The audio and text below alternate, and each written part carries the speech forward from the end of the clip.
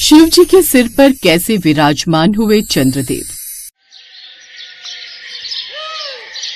प्रभु, ब्रह्मलोक से समाचार आया है कि चंद्रदेव पर गंभीर श्राप लग गया है। वे आपका आशीर्वाद चाहते हैं। चंद्रदेव पर श्राप? कैसा श्राप नंदी? प्रभु, कहा जाता है कि महर्षि दक्ष ने चंद्रदेव को श्राप दिया है, जो है क्षीणो भव, अर्थात तुम घटते जाते रहो। ये सुनकर शिवजी और पार्वती जी हैरान रह गए। तभी पार्वती जी बोली, लेकिन चंद्र तो सभी देवताओं में सुंदरतम है, उनके बिना तो रात अधूरी लगती है। ऐसा क्या हुआ कि राजा दक्ष ने उन्हें श्राप दे डाला? वो बात कुछ ऐसी है माता की। कहते हैं एक बार चंद्रदेव विहार पर निकले थे, तभी उनकी नजर कुछ कन्याओं पर पड़ी जो अत्यंत ही रूपवान थी। चंद्रदेव उनके प्रति मोहित हो गए और अपने वाहन से उतरकर वो कन्याओं के पास पहुंच गए। वहां पहुंचने पर पता चला कि सभी कन्याएं दक्ष प्रजापति की हैं। उनकी सबसे बड़ी पुत्री रोहिणी चंद्रदेव के पास पहुंची और उन्हें देखते ही रह गई। आप कितने रूपवान हैं न चंद्रदेव। आप भी कुछ कम नहीं है देवी। आपका मुख कितना मनमोहक है। ये सुनकर रोहिणी मुस्कुरा पड़ी। उसी क्षण उनके मन में चंद्रदेव से विवाह का ख्याल आया, लेकिन यही विचार उनकी अन्य बहनों के भी मन में था। हम भी चंद्रदेव से विवाह करना चाहती हैं, हमें भी वे पसंद है। हाँ, मुझे भी चंद्रदेव से ही विवाह करना है। जब चंद्रदेव को यह बात पता चली तो वो दक्ष प्रजापति के पास पहुँचे और उनकी सभी 27 कन्याओं से विवाह का प्रस्ताव रखा। हालांकि तब भी दक्ष ने अपनी पुत्रियों को समझाने का प्रयास किया। पुत्रियों, चंद्रमा चंचल प्रवृत्ति के हैं, उनके साथ विवाह करने का विचार ठीक नहीं। हमें कुछ नहीं सुनना पिताजी, हमें उन्हीं से विवाह करना है। जब बेटियां नहीं मानी तो दक्ष ने सभी का विवाह चंद्रदेव से करवा दिया। हालांकि चंद्रमा सभी पत्नियों में रोहिणी पर विशेष स्नेह रखते थे। एक रोज चंद्रदेव एक महल में बैठे हैं। उनके मुख पर तेज है पर उदासी भी झलकती है। उनके सामने उनकी 27 सुंदर रानियां पत्नियां हैं जो महर्षि दक्ष की बेटियां हैं। स्वामी, आपने हम सबको समान स्नेह देने की प्रतिज्ञा की थी, पर आप तो दिन रात मेरे ही साथ रहते हैं। इससे बाकी बहनों का मन दुख से भर गया है और वे सब आपसे नाराज हैं। रोहिणी, तुम्हारा तेज सबसे न्यारा है। मैं क्या करूं?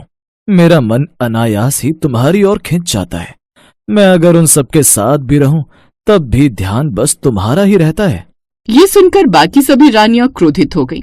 बस, अब हम ये अन्याय नहीं सहेंगे। हम पिता महर्षि दक्ष के पास जा रही हैं। फिर सभी रानियां क्रुद्ध होकर वहां से चली जाती हैं। कुछ देर बाद वो सभी दक्ष की यज्ञशाला में पहुंची जहां महर्षि दक्ष वेद पाठ कर रहे थे। तभी उनकी बेटियां रोते हुए वहां पहुंचती हैं। पिताजी, चंद्रदेव हमारे प्रति न्याय नहीं करते। वे केवल रोहिणी से प्रेम करते हैं और हम सबको उपेक्षित रखते हैं। इसके बाद दक्ष ने चंद्रदेव को काफी समझाया। उनसे प्रार्थना की कि भविष्य में वो इस बर्ताव को ना दोहराए। लेकिन चंद्रदेव के व्यवहार में कोई परिवर्तन नहीं हुआ तो दक्ष ने उन्हें श्राप दे दिया। उन्होंने कहा कि जिस रूप पर तुम्हें इतना घमंड है वो सब नष्ट हो जाएगा। मैं तुम्हें श्राप देता हूँ, क्षीणो भव। तुम घटते जाओगे, मुरझा जाओगे, तुम्हारा तेज नष्ट हो जाएगा, तुम क्षय रोग से पीड़ित हो जाओगे। दक्ष के श्राप से अचानक से आकाश में बिजली चमकती है। श्राप मिलते ही चंद्रमा क्षय से पीड़ित हो गए। ये क्या हो रहा है? अब धीरे धीरे चंद्रदेव का तेज क्षीण होने लगता है। चंद्रलोक में अंधकार छा जाता है। देवता घबरा जाते हैं। धरती पर रातें अंधेरी होने लगती हैं। समुद्र की लहरें शांत हो जाती हैं और पौधों की वृद्धि रुक जाती है। अब सभी ओर हाहाकार मच जाता है। चंद्रदेव के बिना समुद्र की ज्वारें ठहर गई हैं। धरती का संतुलन बिगड़ रहा है। कुछ करना होगा। चलो हम सब मिलकर महादेव के पास चलते हैं, वही इसका समाधान करेंगे। कुछ देर बाद सभी देवता भगवान शिव के सामने उपस्थित हैं। चंद्रदेव मुरझाए हुए, सिर झुकाए हुए खड़े हैं। हे महादेव, मैं अपराधी हूँ। मैंने अपने कर्तव्य में भेदभाव किया और महर्षि दक्ष का श्राप पाया। मेरा तेज क्षीण हो रहा है। कृपया करके प्रभु मुझे विनाश से बचा लीजिए। चंद्र, तुमने पक्षपात किया, यह तुम्हारी भूल है। अगर तुमने अभी अर्धांगिनियों के साथ अग्नि के समक्ष फेरे लिए हैं, उन्हें समान प्रेम देने का वचन दिया है, लेकिन अब तुम अपना वचन भूल रहे हो। हमें क्षमा करें प्रभु, हमसे भूल हो गई। स्वामी, इनकी भूल बाल सुलभ थी, इन पर कृपा करें। ठीक है, दक्ष का श्राप व्यर्थ नहीं जाएगा। पर मैं उसे संतुलित कर दूंगा। चंद्रदेव, तुम्हारा विनाश सृष्टि के संतुलन के विरुद्ध होगा। मैं तुम्हें नष्ट नहीं होने दूंगा। चंद्र अब पूर्णतः क्षीण नहीं होंगे। वे प्रत्येक 15 दिन घटेंगे, फिर 15 दिन बढ़ेंगे। इस प्रकार अमावस्या से पूर्णिमा और पूर्णिमा से अमावस्या का क्रम चलेगा। ये सुनकर सभी देवता प्रसन्न हो जाते हैं। प्रभु, आपने मुझे नया जीवन दिया, मैं आपका सदा ऋणी रहूंगा।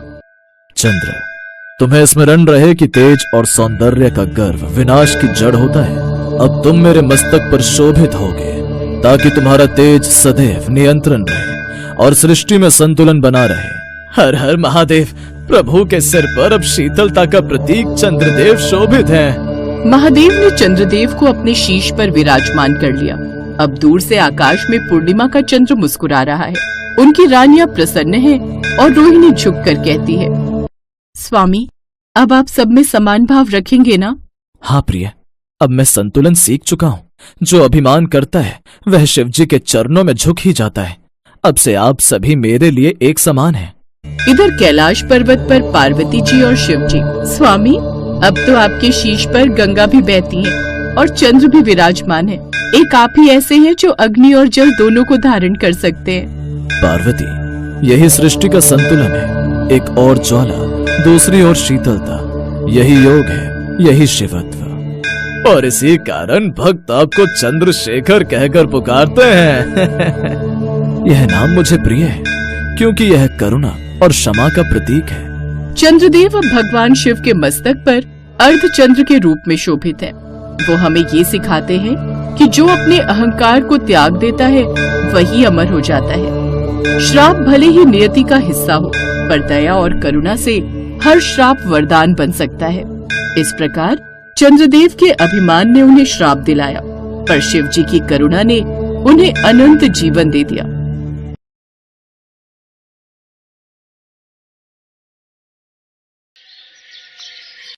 चल निकल यहाँ से। तुझ नीच की हिम्मत कैसे हुई इस मंदिर में आने की?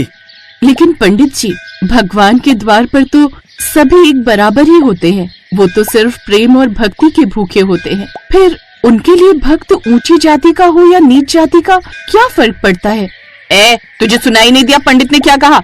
अच्छा, ये ऐसे नहीं मानेगी। सभी गांव वालों ने ममता और उसके 6 साल के बेटे बिट्टू को धक्के मारकर मंदिर से बाहर निकाल दिया। बेचारी ममता और बिट्टू रोते हुए वहां से चले जाते हैं। ये कहानी है गरीब ममता की, जिसका पति कई साल पहले शहर में नौकरी करने गया, लेकिन आज तक वापस नहीं लौटा, ना ही उसकी कोई खबर आई। तब से ममता अपने बेटे को पालने के लिए जंगल से लाल मिट्टी लेकर आती और उससे मिट्टी के घड़े बनाकर बेचती और अपना घर चलाती। भाई साहब, एक घड़ा ले लो ना, सुबह से बोनी भी नहीं हुई है, बच्चा भी कल से भूखा है। कितने का है घड़ा? जी, 80 रुपए का। नहीं, मैं तो 50 ही दूंगा, देना तो दो। ममता का सुबह से एक भी घड़ा नहीं बिका था, इसलिए उसने इसे भोलेनाथ की मर्जी मानकर 50 रुपए में ही उसे घड़ा दे दिया। ममता शिव जी की परम भक्त थी। वो हर रोज सुबह तड़के उठकर उनकी पूजा करती और जल चढ़ाती, लेकिन वो छोटी जाति की थी, इसलिए गांव के लोग उसे मंदिर में आने नहीं देते थे। फिर एक रोज, अगर मैं मंदिर नहीं जा सकती तो क्या हुआ, मैं इस मिट्टी से शिवलिंग बनाकर उनकी पूजा करूंगी। ममता ने बहुत ही सुंदर शिवलिंग बनाकर तैयार कर लिया। अब वो हर रोज उन्हें जल चढ़ाती और उनकी पूजा करती। एक रोज, ओम नमः शिवाय, ओम नमः शिवाय। बिट्टू, ओ बिट्टू, चल बाजार चलते हैं, घड़े बेचने के लिए देर हो रही है। माँ, आज मैं नहीं जाऊंगा। आज मैं श्यामू और राजू जंगल में लगे जामुन के पेड़ से जामुन तोड़ने जाएंगे। अच्छा ठीक है, लेकिन ध्यान से जाना। ममता घड़े लेकर बाजार चली जाती है और बिट्टू अपने दोस्तों के साथ जंगल चला जाता है। वो जामुन तोड़कर लौट रहे होते हैं कि तभी एक सांप बिट्टू और श्यामू को काट लेता है। राजू जल्दी से जाकर ये बात सबको बताता है। ममता भी दौड़ती हुई आती है। वैद्य को बुलाया जाता है। अब बहुत देर हो चुकी है, जहर इनके आधे से ज्यादा शरीर में फैल चुका है, कुछ ही देर में इनकी मौत हो जाएगी। नहीं, मैं अपने बच्चे को कुछ नहीं होने दूंगी। इसके अलावा इस दुनिया में मेरा कोई नहीं है, कोई नहीं है। ममता मिट्टी के बनाए हुए शिवलिंग के आगे हाथ जोड़कर प्रार्थना करती है और रोने लगती है। तभी उस मिट्टी के शिवलिंग से शिव जी प्रकट हो जाते हैं। तुम मेरी परम भक्त हो और तुमने बिल्कुल सही कहा था। मेरे लिए मेरे सभी भक्त एक समान हैं। मैं तुम्हारी भक्ति से प्रसन्न हूँ। आज से तुम्हारे सभी कष्ट खत्म हो जाएंगे। इतना कहते ही शिवजी अंतर्ध्यान हो गए। बिट्टू और श्यामू पूरी तरह से ठीक हो गए और ममता की झोपड़ी भी एक बड़े घर में बदल गई, जिसमें ढेर सारा धन था। ये चमत्कार देख सभी गांव वाले हैरान रह गए। अब उनको अपनी गलती का एहसास हुआ। उस दिन के बाद सभी ममता की खूब इज्जत करने लगे और उन्होंने उसे मंदिर जाने से कभी नहीं रोका।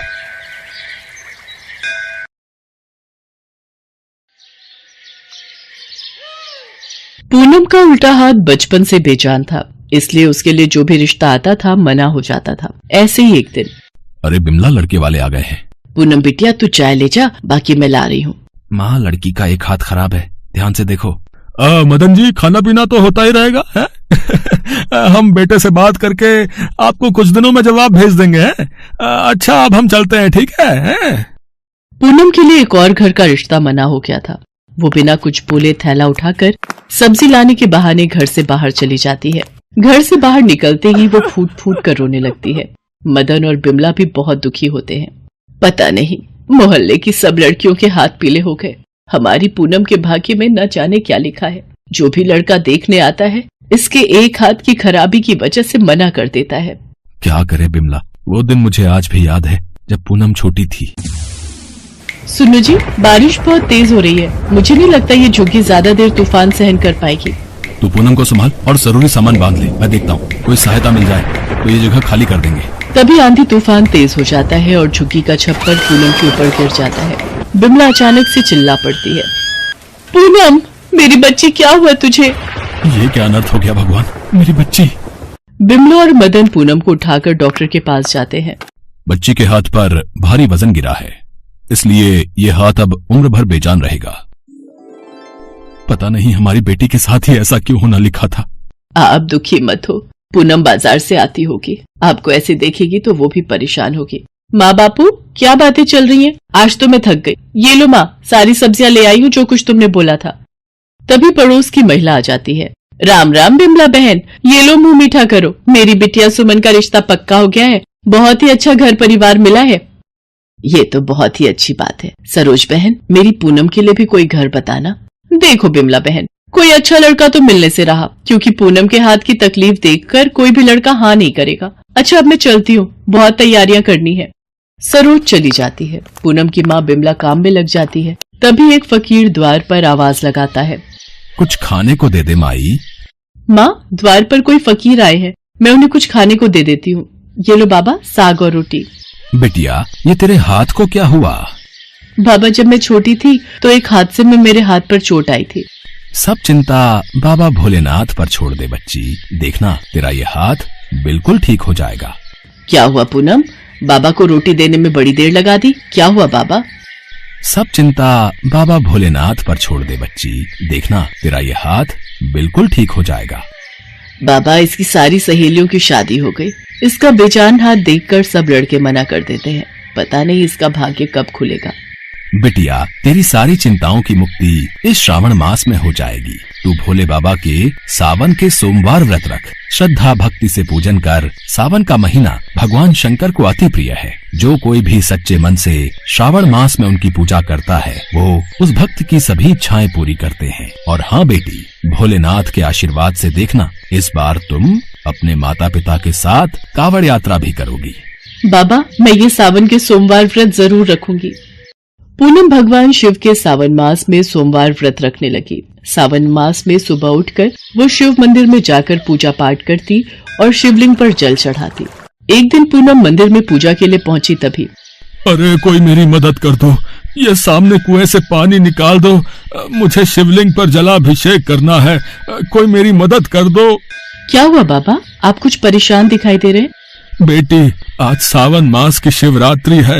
मुझे कुएं के जल से ही शिवलिंग पर जल से अभिषेक करना है, पर मैं वृद्ध हूँ, कुएं में से पानी निकालने में असमर्थ हूँ।